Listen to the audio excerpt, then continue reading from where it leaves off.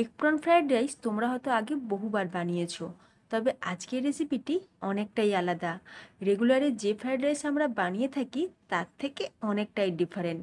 তাই চাইনিজ লাভারদের জন্য এটা একটা দারুণ রেসিপি হতে চলেছে। আর রেসিপিটা পারফেক্ট করার জন্য বিভিন্ন রকম টিপস থাকবে, তাই ভিডিওটা স্কিপ না করে তোমরা পুরোটা দেখতে থাকো।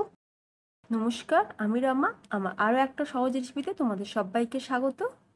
আর আজ আমাদের recipe egg prawn fried rice.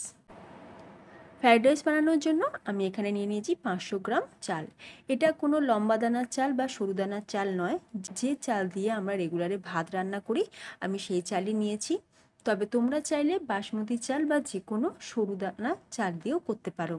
তবে আমি মনে করব যে রেগুলারে চাল দিয়ে করলে টেক্সচারটা খুব ভালো আসবে। আর তার কারণটা কি সেটাও তো আমি তোমাদের বলে দেবো। এখন আমরা চালটাকে আধ ঘন্টা ভিজিয়ে রাখার পর চালটা এবার আমরা ভাত বানিয়ে নিয়েছি। আর এই যে দেখো, চালটাকে আমরা 80 to 90% কুক করে নেব। দেখো চালটা কিন্তু আমাদের সিদ্ধ হয়ে গেছে, 80% চাল আমাদের কুক হয়ে গেছে। তো এবার আমরা ভাতটাকে একটা প্লেটের মধ্যে তুলে নিচ্ছি। তুলে নেওয়ার পর আমরা এবার এটাকে ঠান্ডা করে নেব। তোমরা চাইলে ফ্রিজে রেখেও ঠান্ডা করতে পারো, আবার ফ্যানের নিচে রেখেও ঠান্ডা করতে পারো। অ্যাকচুয়ালি ফ্রাইড রাইস হয় বাসি ভাত দিয়ে, তাহলে কিন্তু টেক্সচারটা ভালো আসে। যেহেতু আমরা ইনস্ট্যান্ট ভাত বানিয়ে ফ্রাইড রাইস বানাচ্ছি, সেই জন্য ভাতটাকে অবশ্যই ঠান্ডা করে নিতে হবে। ভাতের মধ্যে কোনো রকম ময়েশ্চার থাকলে ফ্রাইড রাইসটা কিন্তু একদমই ভালো হবে না। আর তোমরা যদি ফ্রিজে রেখে ঠান্ডা করো, সেক্ষেত্রে ভাতটাকে রুম টেম্পারেচারে কিছুক্ষণ ঠান্ডা করে নেওয়ার পর তারপরে ফ্রিজে রাখবে। এবার আমি ভাতটা ঠান্ডা করার জন্য ফ্যানের নিচে রেখে দিলাম। অন্যদিকে এখানে আমি নিয়ে নিচ্ছি 5টা ডিম। 500 গ্রাম চালের জন্য আমি এখানে 5টা ডিম নিয়েছি। তোমরা চাইলে ডিমের পরিমাণটা বাড়িয়েও নিতে পারো। এবার ডিমের মধ্যে অল্প সামান্য নুন দিয়ে ভালো করে ফেটিয়ে নিয়ে ডিমটাকে আমি সাইড করে রেখে দেবো। তবে ফেটানোটা কিন্তু খুব ভালো করে ফেটিয়ে নিতে হবে। আচ্ছা, এবার আমরা কেটে নেব স্প্রিং অনিয়ন বা পেঁয়াজ পাতা। তো পেঁয়াজ পাতাটাকে ভালো করে ধুয়ে আগে থাকতে আমি রেখে দিয়েছিলাম। তারপরে পেঁয়াজ পাতাটাকে একদম ছোটো ছোটো টুকরো করে কেটে নিতে হবে। এবার পেঁয়াজ পাতাটা কেটে নেওয়ার পর কেটে নেব একটা ক্যাপসিকাম। যেহেতু চাইনিজ খাবার, তাই ক্যাপসিকামটা দিলে টেস্ট কিন্তু খুব ভালো আসে। তোমাদের হাতে কাছে যদি ক্যাপসিকাম থাকে তাহলে সেটা অবশ্যই দেবে, আর যদি না থাকে তাহলে স্কিপ করতে পারো। তো ক্যাপসিকামটাকেও একদম ছোটো ছোটো টুকরো করে কেটে নিচ্ছি। ক্যাপসিকামটাও কাটা হয়ে গেছে। এবার এরই সাথে আমি কিছুটা কাঁচা লঙ্কাও চপ করে নেব। তো ক্যাপসিকাম, কাঁচা লঙ্কা আর পেঁয়াজ পাতা এগুলো আমাদের কাটা হয়ে গেছে। এবার দেখো এখানে আমি নিয়ে নিয়েছি পেঁয়াজ, চপ করে নেওয়া রসুন আর আদা। এবার গ্যাসের ওপর কড়াই বসিয়ে তাতে দিয়ে দিলাম 2 টেবিল চামচ সাদা তেল। তেল গরম করে নিয়েই আগে থাকতে নুন আর হলুদ দিয়ে ম্যারিনেট করে রাখা চিংড়ি মাছগুলোকে একটা একটা করে তেলের মধ্যে দিয়ে ভালো করে ভেজে নেব। তবে তেলের মধ্যে দিয়ে কিন্তু খুব বেশিক্ষণ রাখলে হবে না, 30 সেকেন্ড একটু উল্টে পাল্টে নাড়াচাড়া করে ভেজে নিলেই চিংড়ি মাছটা আমাদের ভাজা হয়ে যাবে।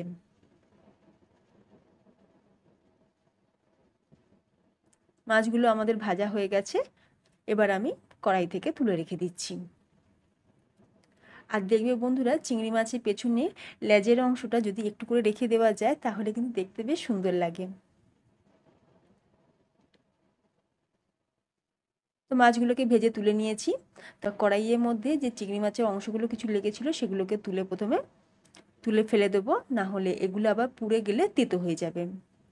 কড়াইতে আরও 4 টেবিল চামচ সাদা তেল দিয়ে দেওয়ার পর এবার আমরা দিয়ে দিচ্ছি এখানে চপ করে রাখা পেঁয়াজ। এখানে আমি 4টে মিডিয়াম সাইজের পেঁয়াজ চপ করে রেখেছিলাম। তো পেঁয়াজটাকে দিয়ে 20 সেকেন্ড একটু ফ্রাই করে নিয়েছি।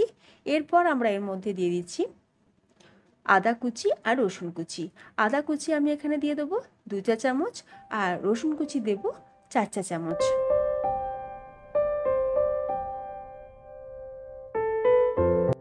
আদা রসুনের পেস্ট কিন্তু ব্যবহার করবে না। চাইনিজ খাবারে আদা রসুন যদি চপ করে দেওয়া যায় তাহলে খাওয়ার সময় যখন মুখে পড়বে বা এই যে সবজির ক্রাঞ্চি ব্যাপারগুলো সেগুলো যখন মুখে পড়বে আমাদের কিন্তু বেশ ভালো লাগবে। তো পেঁয়াজ, আদা, রসুন একটু কুক করে নেওয়ার পর এবার আমরা এর মধ্যে দিয়ে দিচ্ছি ক্যাপসিকাম আর কাঁচা লঙ্কা।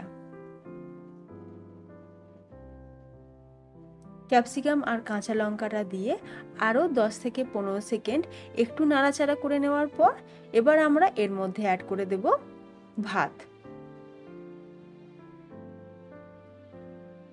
আর দেখো বন্ধুরা, ভাতটা কিন্তু এখন বেশ ঝরঝরে হয়ে গেছে।